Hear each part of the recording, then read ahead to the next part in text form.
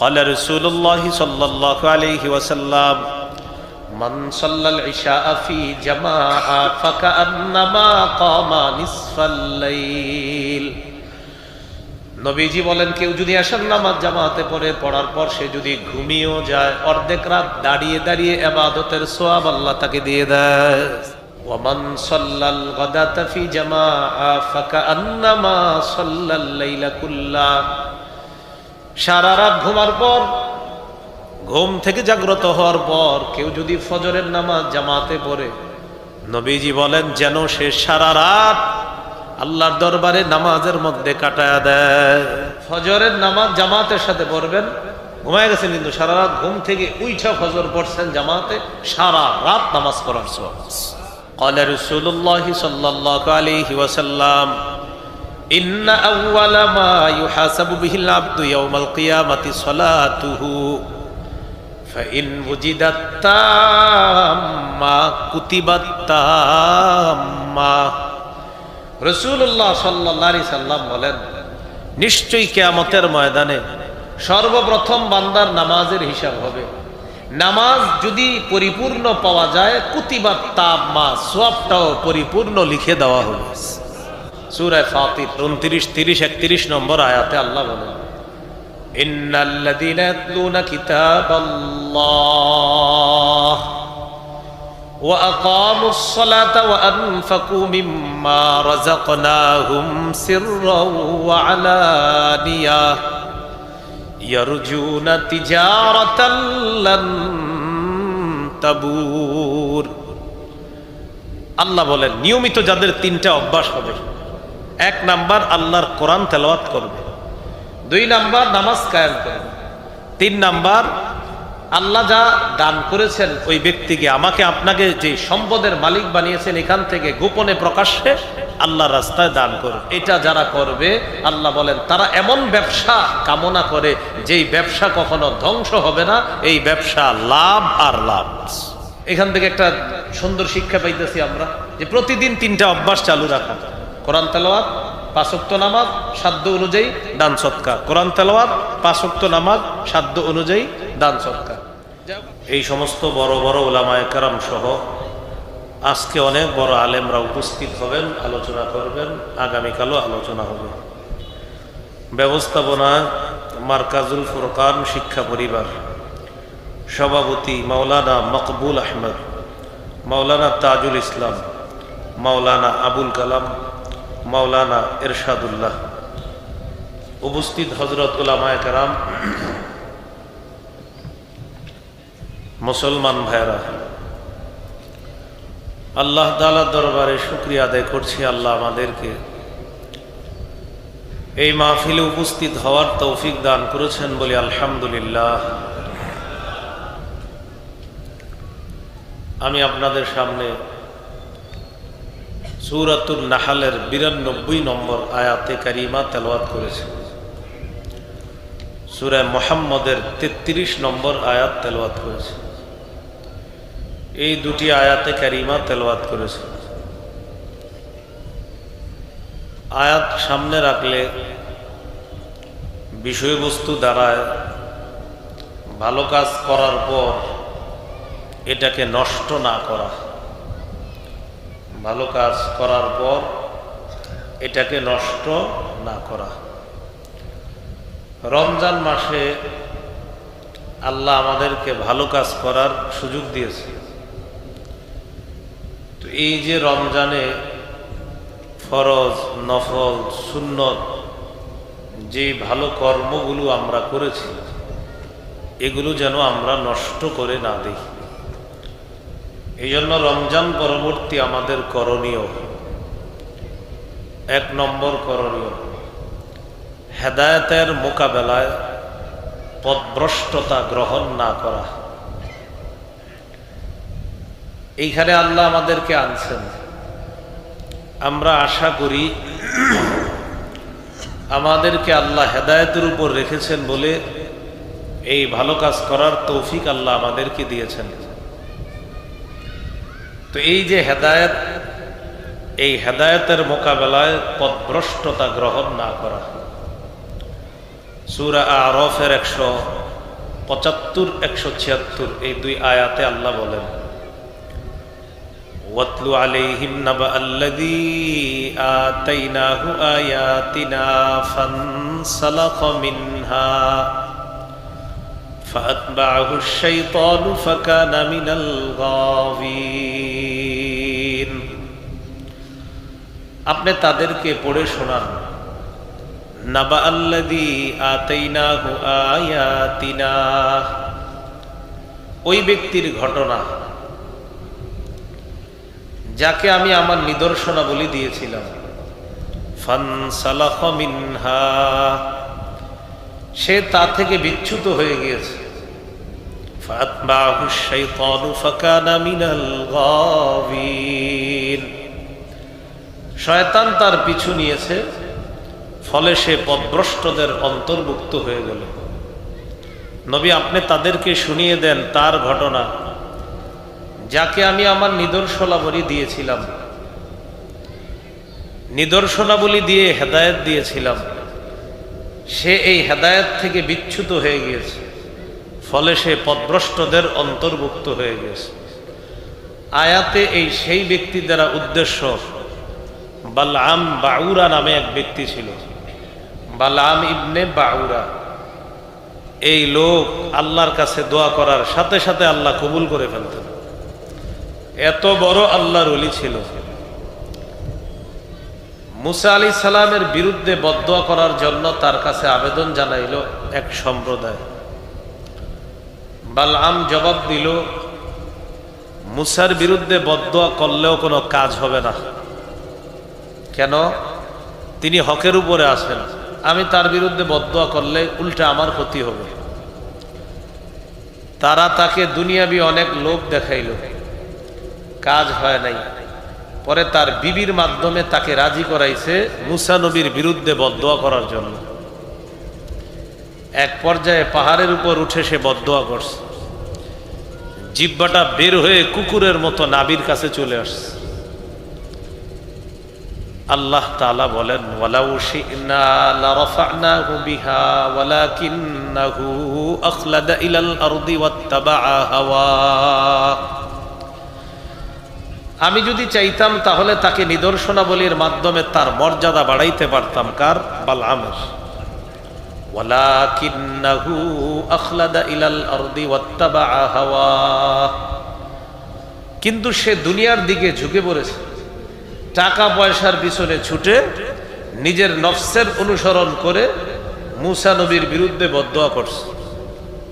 ফামাসালুহু কামাসালিল কালব, আল্লাহ বলেন তার দৃষ্টান্ত কুকুরের মতো। বলি নাউযুবিল্লাহ। ইন তাহমিল আলাইহি ইয়ালহাস আও তাতরুকহু ইয়ালহাস, কুকুরকে যদি তুমি তার উপর কিছু বোঝা দাও তাও সে তার জিহ্বা বের করবে, কুকুরকে যদি তুমি বোঝা না দিয়ে এমনে ছেড়ে দাও তাও সে তার জিহ্বাটা বের করবে।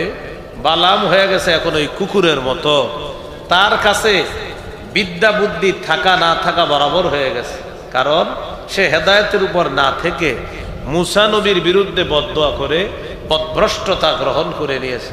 এই জন্য হেদায়েত বড় দামি জিনিস। আল্লাহ আমাদেরকে ৫ ওয়াক্ত নামাজে প্রত্যেক রাকাতের মধ্যে শিখিয়ে দিয়েছেন, ইহদিনাস সিরাতাল মুস্তাকিম, যেন আমরা আল্লাহর কাছে হেদায়েত চাই। এই জন্য আল্লাহর কাছে হেদায়েত চাওয়া। আল্লাহ আমাদেরকে মৃত্যু পর্যন্ত হেদায়েতের উপর অটল অবিচল থাকার তৌফিক দান করেন। রাসূলুল্লাহ সাল্লাল্লাহু আলাইহি সাল্লাম একটা দোয়া শিখিয়ে দিয়েছে, আল্লাহুম্মা মুকাল্লিবাল কুলুব সাব্বিত কলবি আলা দীনিক। হে আল্লাহ, অন্তরসমূহের পরিবর্তনকারী, আপনি আমার অন্তরটাকে দ্বীনের উপর অটল রাখেন, অবিচল রাখেন। আল্লাহুম্মা মুকাল্লিবাল কুলুব সাব্বিত কলবি আলা দীনিক। হে আল্লাহ, অন্তরসমূহের পরিবর্তনকারী, আপনি আমার অন্তরটা দ্বীনের উপর অটল রাখেন। আরবিটা না পারলে বাংলাও তো বলতে পারবেন। হে অন্তরসমূহের পরিবর্তনকারী আল্লাহ, আপনি আমার অন্তরটা দ্বীনের উপর অটল অবিচল রাখেন।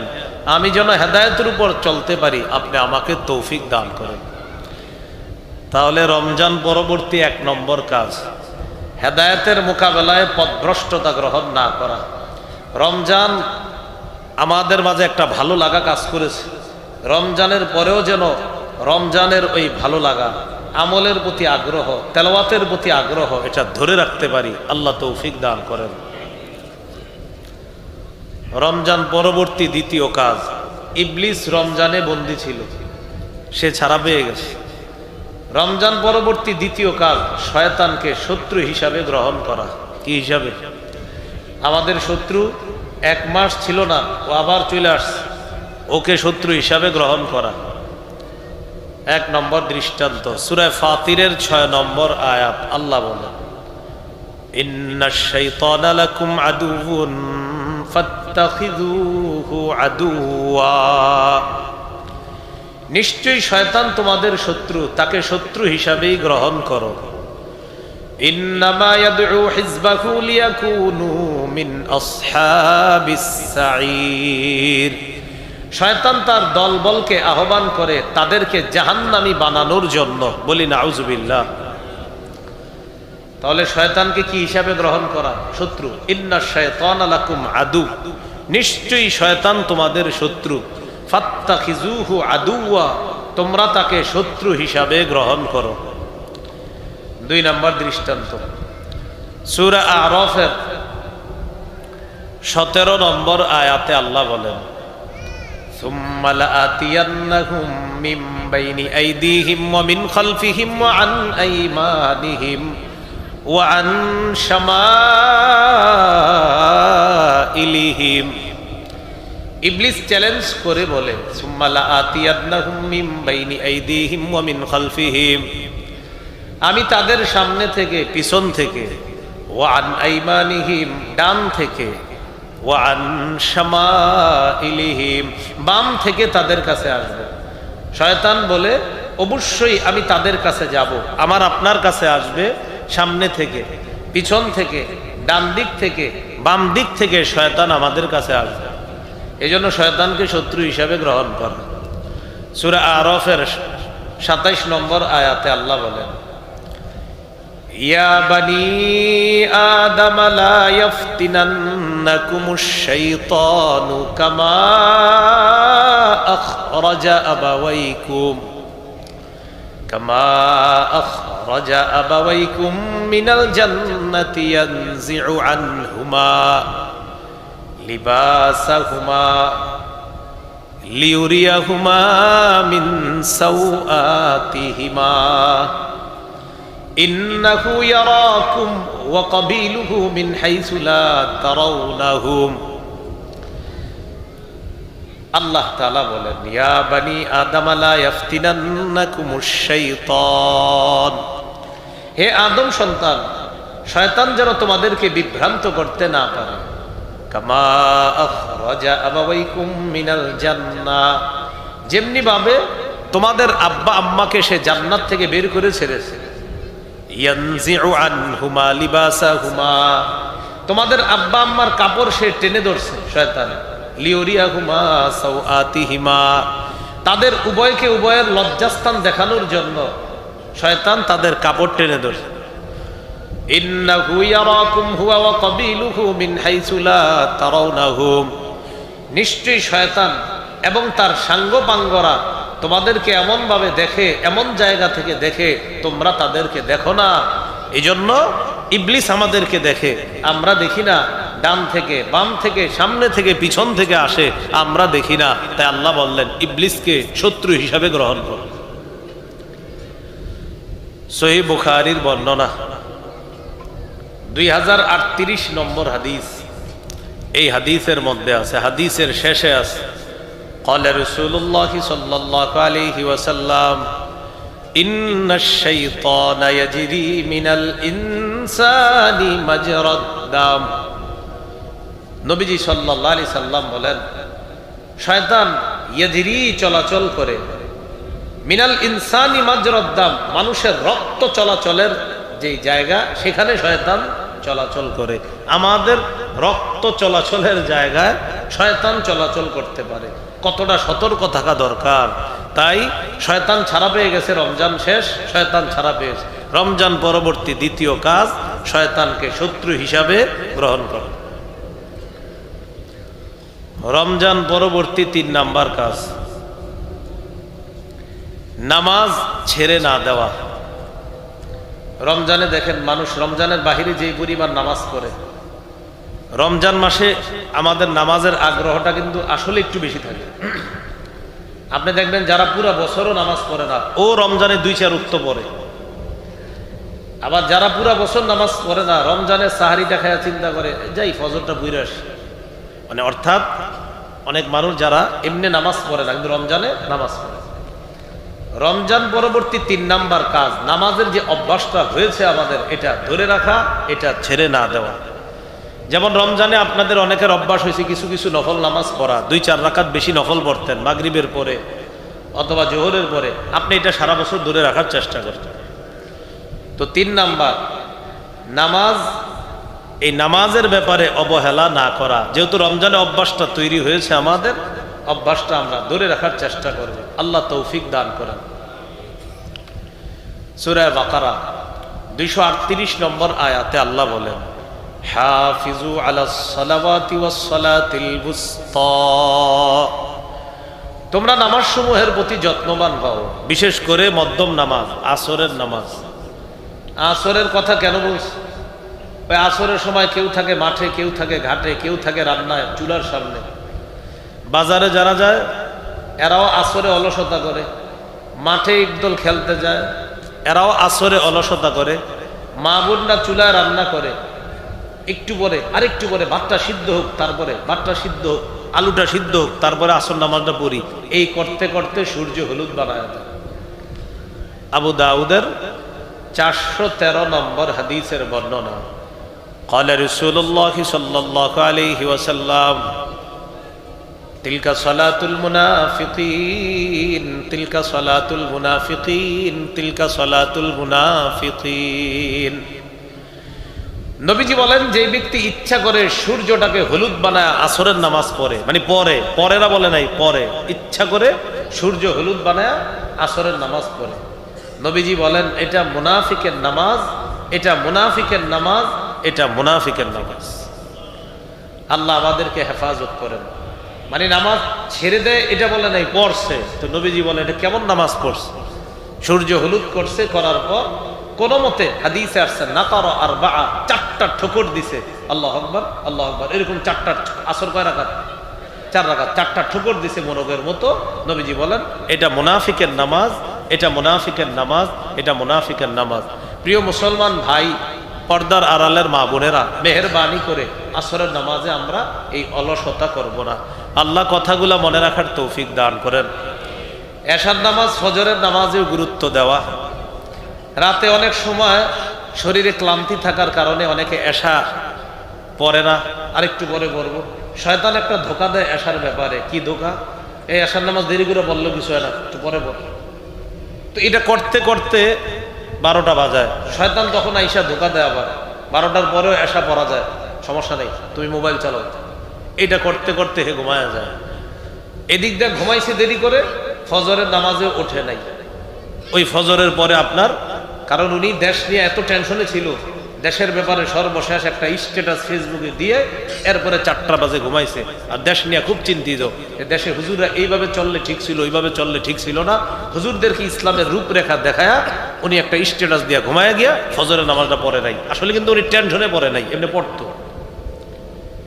তো এই যে কাজগুলা, এটা করা যাবে না।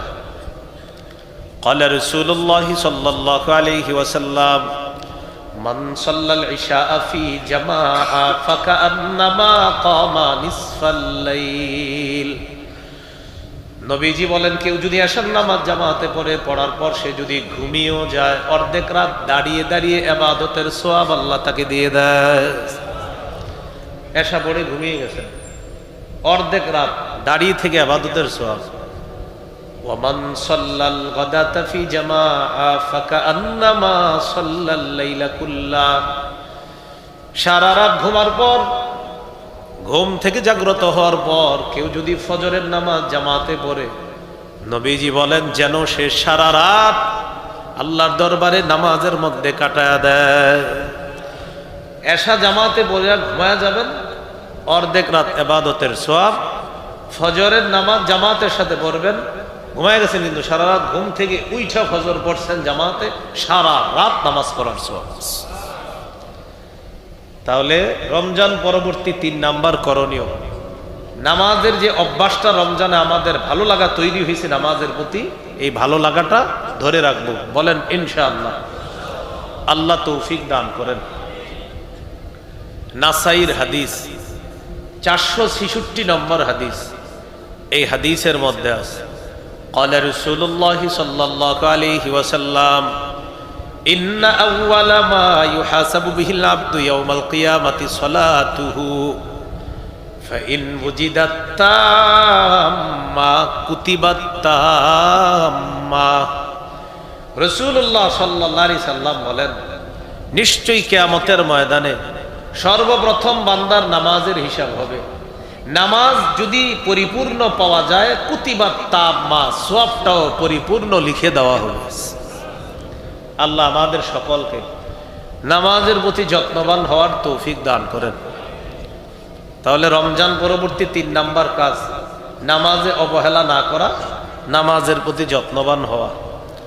রমজান পরবর্তী 4 নাম্বার কাজ, দেখেন কিছু মানুষ রমজানে কোরআন পড়ছে, 11 মাস না পড়লেও রমজানে 2 খতম পড়ছে, কেউ 3 খতম, কেউ 1 খতম। পড়ার পর 27 রাতে গিয়ে ইমাম সাহেবের কাছে দোয়া চাইছে, একটা চিঠিতে ছোট্ট করে নাম লেখা, হুজুর 1 খতম কোরআন পড়ছি, এটা বক্সায়া দিয়ে, মানে এতদিন এটা ঘুরতেছিল, তো হুজুরে গিয়ে বলছে এটা বক্সায়া দিয়ে। এইভাবে লেখা, এটা কি করে দিবেন? বক্সায়া দিবেন। আচ্ছা, বক্সানোর আগে ঠিক আছে, মনে করেন হুজুর বক্সায়া দিল, এর আগে কই ছিল এটা? এই যে আপনি 1 খতম পড়লেন, তখন ছিল কই এটা? হুজুর বক্সানোর আগে কই ছিল?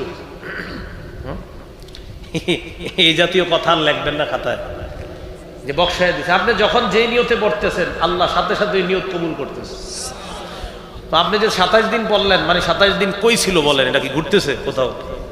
তো হুজুরের কাছে গিয়ে বললেন, হুজুর বক্সায় দিয়ে, মানে আমি পড়ছি, পড়ার পর এটা ঝুলে রাখছি আপনার জন্য, এখন আপনি বললে বিষয়টা ঠিক হবে। তো এই জাতীয় যাই হোক, তো রমজানে অনেকে কোরআন পড়ি আমরা, কেউ 2 খতম, কেউ 3 খতম। পড়ার পর 27 রাতে কোরআনটা গিলাফের মধ্যে উঠায় রাইখা দেয়, আবার 11 মাস ধরে না। এটা করেন না। কোরআনের যে অভ্যাসটা তৈরি হয়েছে, আল্লাহর হস্তে কোরআন পড়া শুরু করেন। প্রতিদিন 2-4 পৃষ্ঠা হলে কোরআন পড়েন। আমি কসম করে বলি, এই জায়গায় যারা আছেন প্রতিদিন কোরআন পড়েন, পড়ার পর আপনার ঘরে বরকত শুরু হয় কিনা আপনি দেখেন। প্রতিদিন পড়েন, অবশ্যই ঘরে চারদিক থেকে বরকত শুরু হবে। আপনি কোরআন পড়েন নিয়মিত, সবাইকে কোরআন পড়ান, আল্লাহ তৌফিক দান করেন। কোরআন পড়ব তো ইনশাআল্লাহ। সূরা ফাতির 30-31 নম্বর, 29-30-31 নম্বর আয়াতে আল্লাহ বলেন, ইন্নাল্লাযীনা ইয়াতলুনা কিতাবাল্লাহ ওয়া আকামুস সালাতা ওয়া আনফাকু মিম্মা রাযাকনাহুম সিররাও ওয়া আলানিয়াহ ইয়ারজুনা তিজারাতাল লান তাবুর। আল্লাহ বলেন, নিয়মিত যাদের 3টা অভ্যাস হবে, 1 নাম্বার আল্লাহর কোরআন তেলাওয়াত করবে, 2 নাম্বার নামাজ কায়েম করবে, 3 নাম্বার আল্লাহ যা দান করেছেন ওই ব্যক্তিকে, আমাকে আপনাকে যে সম্পদের মালিক বানিয়েছেন, এখান থেকে গোপনে প্রকাশ্যে আল্লাহর রাস্তায় দান করবে। আমি আবার বলছি, আয়াতে 3টা অভ্যাসের কথা বলা হয়েছে। নিয়মিত কোরআন তেলাওয়াত করা, নিয়মিত নামাজ পড়া, নিয়মিত সাধ্য অনুযায়ী কিছু দান সদকা করা। এটা যারা করবে, আল্লাহ বলেন তারা এমন ব্যবসা কামনা করে যেই ব্যবসা কখনো ধ্বংস হবে না, এই ব্যবসা লাভ আর লাভ। এখান থেকে একটা সুন্দর শিক্ষা পাইতেছি আমরা, যে প্রতিদিন 3টা অভ্যাস চালু রাখা, কোরআন তেলাওয়াত, 5 ওয়াক্ত নামাজ, সাধ্য অনুযায়ী দান সদকা। কোরআন তেলাওয়াত, 5 ওয়াক্ত নামাজ, সাধ্য অনুযায়ী দান সদকা।